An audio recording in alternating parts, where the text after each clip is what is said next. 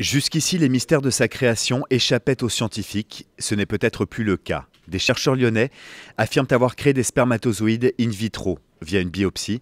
Ils ont prélevé du tissu testiculaire pour en faire, grâce à un bioréacteur et au bout de plus de 2 mois, des spermatozoïdes en quantité suffisante pour pouvoir donner naissance à un enfant par fécondation in vitro. Alors il y a deux espoirs qui sont soulevés par cette nouvelle technique. Le premier, c'est de permettre à des enfants qui auraient été traités par chimiothérapie, par exemple, pour un cancer, de conserver des cellules qui pourraient par la suite donner des spermatozoïdes. La deuxième, c'est pour des personnes adultes, cette fois-ci, des hommes qui sont stériles parce qu'ils n'arrivent pas à fabriquer des spermatozoïdes, de là aussi forcer ces cellules à se fabriquer.